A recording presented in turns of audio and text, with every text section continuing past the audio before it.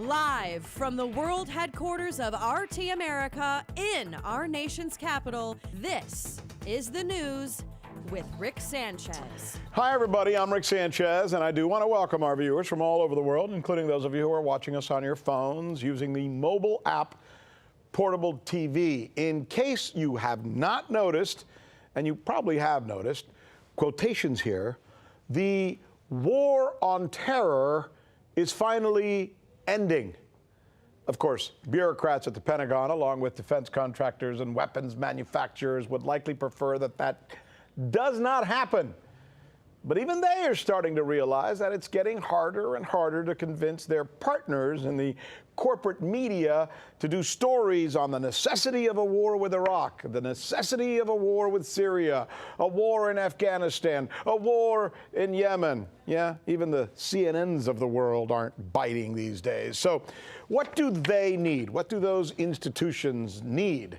What they need is a new war on terror, a new potential war, a new threat of war to continue doing what they have been doing during the war on terror, which followed the Cold War, which followed the Vietnam War, which followed the Korean War, which followed World War II. You get the picture. Constant state of war. So what will that replacement be? It's looking more and more like that will come in three parts, really. China, Iran, and Russia. That is the new focus. It's a shift that is happening as we speak, moving the threat emphasis from the Middle East to China, Russia, and of course, Iran. And now those countries, in turn, seeming to recognize the threat, are doing the same that I just described in the United States internally, and even conducting joint military exercises like the Ravkaz drills in Russia, which brought together Russian troops with those from China, with those from Pakistan, and those from Iran, and even India, who only bailed at the last minute because of COVID concerns. So, which came first? The U.S. making these countries feel threatened, or these countries truly posing a real threat? It's an interesting conversation, important one, by the way, as this happens as we speak in real time. We're going to tackle the issue here on the News with Rick Sanchez, where we believe it's time to do news again.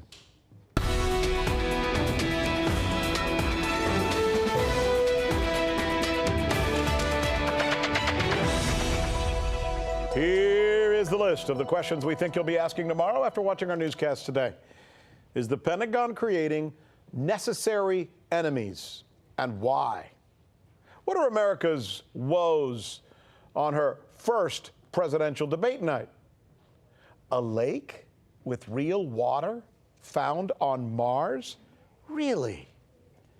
Okay, I want to start today with a video of the Kavkaz 2020 joint military exercises being held in southern Russia. There they are. Exercises. They lasted about a full week, included a host of cooperating countries. Listen to this list: Iran, Armenia, Belarus, China, Myanmar, Pakistan, Azerbaijan, Indonesia, Kazakhstan, Tajikistan, Sri Lanka, even India, who, as I mentioned, only backed out at the last minute because of some COVID-19 issues. So here's the question. Are these exercises a direct result of U.S. adventurism, or is it the reason for U.S. adventurism? It's one of those, like, which came first, right? The chicken or the egg? This is important. Here's RT correspondent Alex Mihailovich setting this up for us. From maritime drills at Russia's doorstep to ships patrolling the South China Sea, the U.S. Navy has spread out around the world and is creating tension in the backyards of others, including China.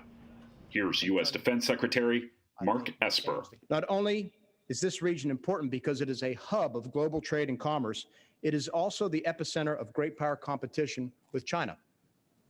And in the face of destabilizing activities from the PLA, particularly in the maritime domain, the United States must be ready to deter conflict and, if necessary, fight and win at sea. A conflict that Esper may be alluding to could be tied to a dispute in the South China Sea, where currently China, Vietnam, Malaysia, the Philippines, Indonesia, and Brunei all have overlapping territorial claims.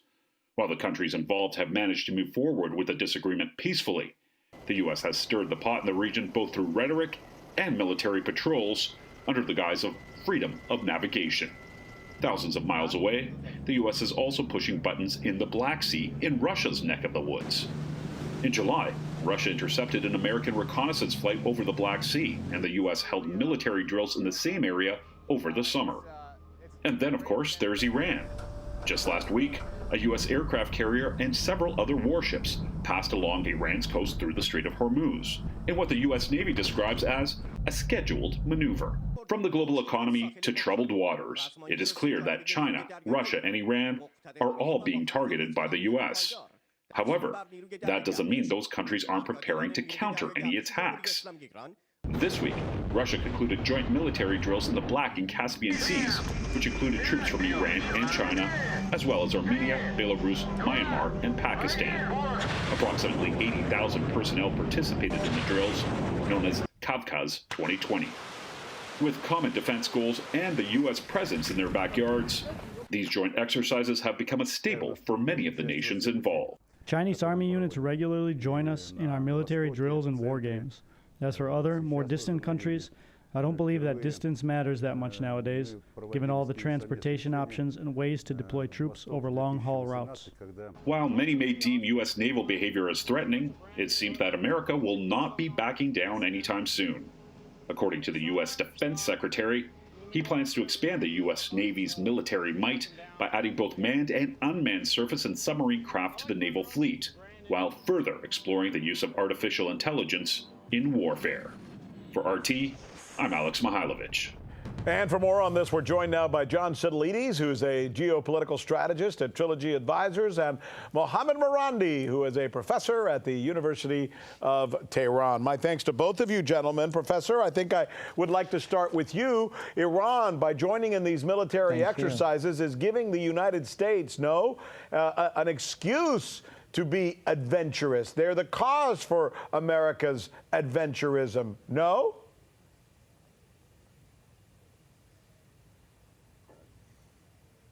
Well, I think the invasion of Afghanistan, of Iraq, the destruction of Libya, U.S. support for extremists in Syria, and, of course, the genocide in Yemen, where the Americans have been helping the Saudis, along with a very long history of U.S. involvement in different countries, such as Vietnam and elsewhere, I think are themselves evidence enough that the United States does not need any country to provide it with an excuse to launch attacks or destroy countries. And the only reason why the Iranians carry out such maneuvers is because it is the Persian Gulf. The United States is projecting power in a Gulf that's named after Persia, after Iran, just like the South China Sea, regardless of the territorial issues that exist between the countries of that region, it is called the South China Sea. So it is China's backyard and not that of the United States. So the United States thinks that the whole world is within their sphere of influence, yet it does not tolerate, if it cannot tolerate countries to have maneuvers in its own backyard, I think that's even a sign of how bad things actually are with the United States. And just one final point is that what the United States has done is that it has created so much chaos and destruction that now other countries are mimicking the United States. We see Turkey helping to destroy Libya, projecting power in Armenia and Azerbaijan, supporting extremists in Syria, Saudi Arabia doing the same, along with the Emirates in Yemen and in North Africa. So the Americans have not only created destruction, but they've also helped other countries to move in the same direction. John, could you respond to that? Yeah, first, let me just take exception with the premise of your correspondent's report earlier that somehow the U.S. is responsible for all of this global chaos. The U.S. Navy is doing what it's been doing for the last 70 years, since the Asian and European catastrophes of World War II, and that is providing for free and open shipping lanes and sea lanes of communication around the world so that every nation, America's friends, America's foes, and countries that are neither, are able to freely travel, trade, communicate, prosper, and ideally work together to preserve regional and international peace. That's what's happening here. Freedom of navigation operations in international waters and international airspace in the South China Sea, in the Black Sea, and in the Persian Gulf. And just the way China is able to conduct operations in the Western Hemisphere and the Caribbean Sea, the Russians are able to do so in the East Med, in the Atlantic Ocean, in the Pacific Ocean. As long as they're operating in international waters and international airspace, there's no provocation. So I dispute the premise of the basic argument here. Let me have the professor respond to that. So, Professor, I think you heard what John is saying, that the United States are not acting as aggressors, they're acting as referees. That's all.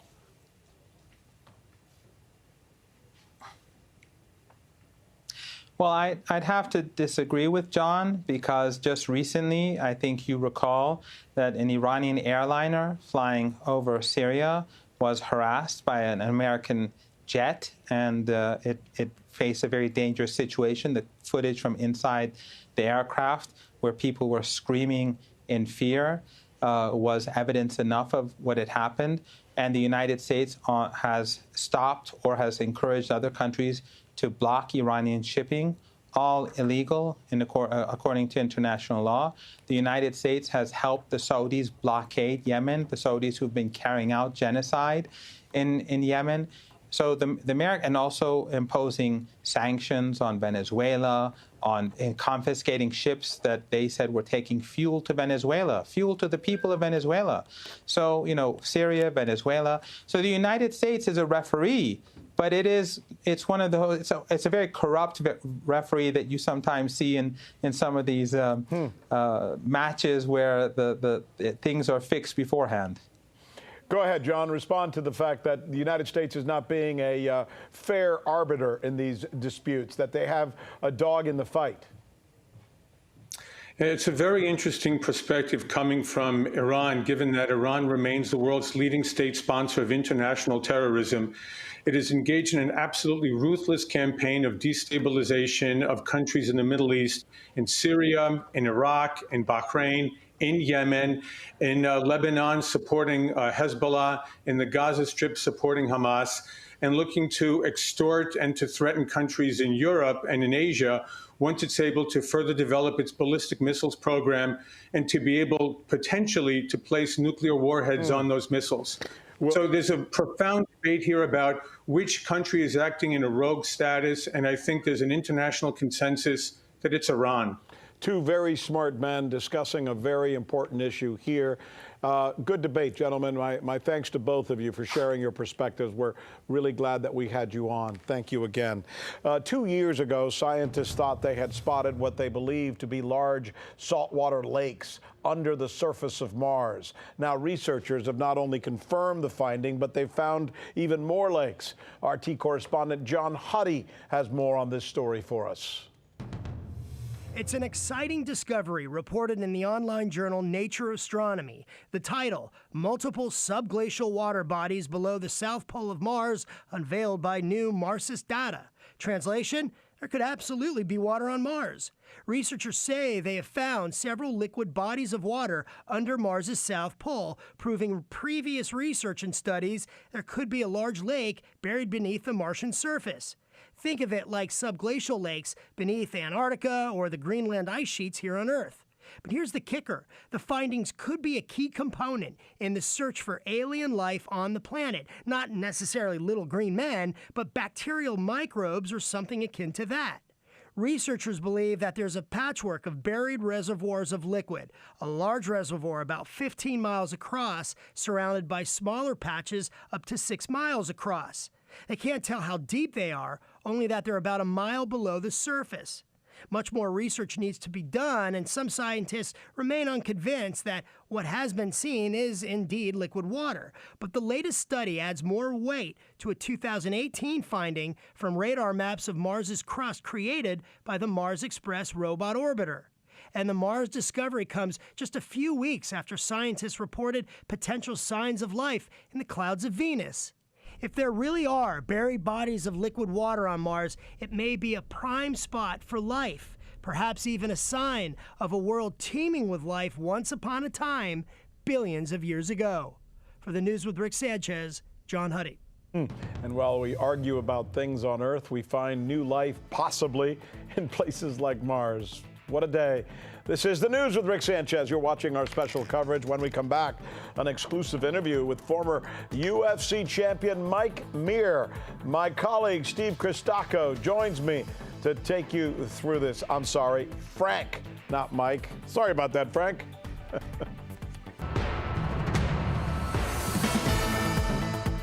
On this day, as America debates who will be president for the next 4 years, we will see the two candidates from the Republican and the Democratic parties square off, actually debate, while the rest of us debate, in a streamed live debate that can be seen all over the world. Debates are always important, but this year it comes amid a collection of conflicts and controversies, the likes of which our country has possibly never really experienced, at least not in coordination. Riots over racial inequality with police officials, a pandemic with no end in sight. Just in the last week, a bitter battle over a Supreme Court seat, and now a brewing battle over whether the President of the United States has paid his taxes. There is a lot there, and will likely be more tonight that's going to come up during the debate. Here to set the table for us is News with Rick Sanchez correspondent Farron Franzak. All right, get us started. I guess first, what, the riots, the brutality, the police Right, yeah. issue? So we have that bombshell video that came out in the Breonna Taylor case where it showed that police officers there, after the whole scene was set, you had one of the officers, Officer Hankinson, he was lingering around the scene. That's a complete violation. Could possibly change the course of the case as we know it. You also have Portland. They're going into 120 days of straight protests. 24 were arrested Monday night. You have a police sergeant sent to the hospital. 5 were sprayed with chemicals. So no unrest there. Now we're talking, you know, also you mentioned SCOTUS, the whole thing with the Supreme Court decision. So Amy Coney Barrett actually is meeting with senators on Capitol Hill as we speak. Many Democratic senators saying that they're not even going to take a look at her. Her hearing is October 12th. It's 53-47 with 2 Republicans not voting of her passing, so it's most likely going to happen. What's interesting, though, and this is a very conflictive thing to happen just before an election. And by the way, it's the third leg of the American system. Yes, and the fastest someone has been appointed, it was actually the same day. It was Justice James Burns. He was nominated by FDR and then sworn in later that day. That's the shortest we've ever seen. So that's going to come up tonight for sure. For sure, but I mean, the shortest it's been since 1975 took 17 days to appoint a justice nominee. So there are talks about her, you know, taking down the Affordable Care Act, but Biden is focusing on that rather than the abortion debates, and she is of Catholic faith, and she is very much anti-abortion, but it's not going to switch anything. And then there's the election itself. There's a lot of controversy going on as to whether the election is going to be fair or not, being raised by one side more than the other, and that would be the Trump side. Right. Who, by the way, we should mention, if you believe the polls, he's down. Right, right. But then there's also, you know, the whole mail-in ballots, when are those going to get counted? And then you also have Pennsylvania looking more and more like Florida 2000, so we'll see with that. Then you have the Trump tax returns where we were laughing. It was only $750, not hundred thousands of dollars, $750. You had, you know, $70K going to haircuts, write-offs for that, $300K for Ivanka's makeup. Remember, he did pay $130 by the way, to Stormy this Daniels. story that the New York Times is reporting, it goes against Trump's general messaging and his persona, which I think is a problem for him, and one we'll probably see in the news for quite some time. Oh, for sure. So you're setting the scene for us. The debates are going to be rough tonight. And actually, Steve and I were talking. We think the family is going to get involved pretty soon. There's going to be jabs to the family members. Speaking of that, I want to talk sports because, you know, it's funny. There's a lot of people who I know who are bigger sports fans than they are political fans. And Major League Baseball playoffs begin today, and many of them are not going to watch the debate. They're going to watch the baseball playoffs. So let's talk a little bit of sports here. When you think of one sport that's become vastly popular, UFC, you think tough, you think gritty, you think fighters who engage in a brutal sport. It's true, but they will tell you there's a lot more to this sport than meets the eye. What they're going to tell you is there's an art form to the sport, and there is. I raise this because you're about to meet one of the legends of mixed martial arts. His name is Frank Mir. My colleague first joins me, Steve Christacco, to take us through A lot of people who don't know who this fella is, other than the fact that he's extremely handsome and looking very strong. Who is Frank Mir? He's very strong, very athletic. But if you are a fan of mixed martial arts in the MMA world, he is a legend. His name is synonymous with MMA, of course, Frank Mir. And, you know, he's one of the best. When you think about him, you think about UFC, the Ultimate Fighting Championship. He had a 16-year career. He has the most finishes, most submissions in the heavyweight division. So he dominated that heavyweight division for a long time. Former two-time heavyweight UFC champ. So let's get to it. Let's start talking to Frank. He's a fighter, and he's ready to talk, and he's honoring us with his presence. Frank, how are you, my friend? Thanks for joining us. Thank you. I appreciate it. I'm doing very well. By the way, the art form part, a lot of people say, how can this be an art form? It looks brutal to me. Just like when my dad, who, by the way, is Cuban like yours, came to this country, saw a football game and says, that looks like 11 guys just jumping on top of each other. How do you convince people there is an art form to your sport? You know, it's funny, my father's family also thought the same thing about football. Just a bunch of guys blow the whistle, run on each other. They never understood it. But yeah, no, mixed martial arts is like a lot of other sports where there is such strategy and technique behind it. There's a lot there. It's just that sometimes you have to peel it apart and really understand what's going on to really appreciate it. And I always actually akin that to, like, you know, watching a rugby game.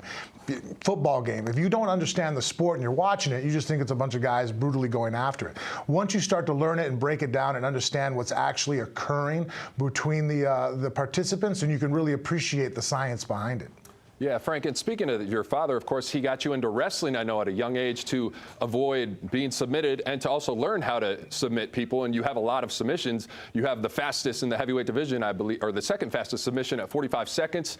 You hold that record. So how much of an influence did your father have on you, teaching you wrestling from a young age? And then you got into Brazilian Jiu-Jitsu, of course, and used that technique and style as well with the UFC.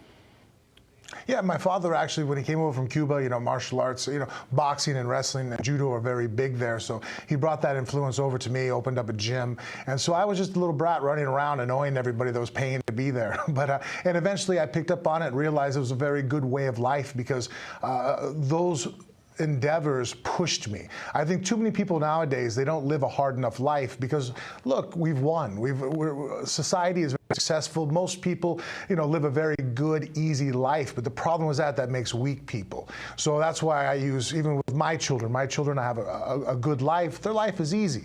But I make it hard through the martial arts because now they have to constantly battle themselves. They have to do things that are tough, scary, hard. It tests who they are. And when they fail, you can sit there, pick up the pieces, and rebuild a much stronger version of yourself. I got to ask you a question about what's going on, the climate and the environment on very aggressive sports like yours. People worry a lot about concussions. How concerned are you about all the head blows that you've taken? Because, man, you seem like you're super sharp, but I wouldn't want to see you lose that. Are you worried about that? I think that's a concern that everybody has to have. You know, the science is really sort of showing what some of the things can occur with receiving damage. But the good thing is about our sport in MMA, the concussions aren't the same as they used to be in other sports. Whereas, you know, even in football nowadays is much safer. You see a guy take a bad hit, he's not allowed to continue into the game because the research has really shown that it's not really the first concussion you receive that day that causes a lot of damage. It's really that secondary and that third concussion. So, you know, if a fighter gets knocked out and he's able to recover and get up and continue fighting and he's been stunned, and we don't allow that to occur anymore. The days of a guy giving him, you know, his ability to show his fortitude, we've eliminated that. So now when guys get hurt, they get caught with a shot. You know, it's not completely 100% safe. I don't want to mislead anybody, but it's a part of doing business, and we try to make it as safe as possible. And obviously, I believe in that. I mean, I've had such a long career. I don't feel any ill effects from it. You know, and obviously that's anecdotal first-person experience, but I feel firmly enough in it that my daughter's probably actually having her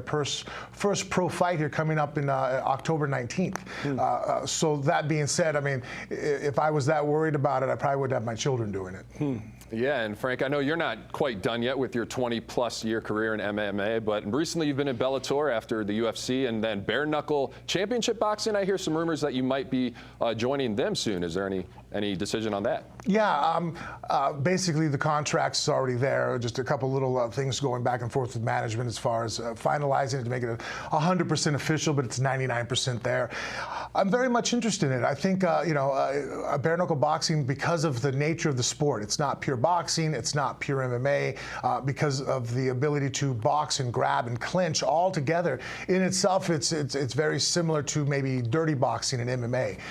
So I'm very interested in actually, I love the science of fighting and warfare. So I feel like right now that's an area that can really be evolved. The one thing that sometimes about mixed martial arts that can be a little disheartening for me is that we've had a lot of smart guys push the sport really far, and there's not a lot of new developments occurring. There's kind of a pattern set now that everybody understands and everybody trains.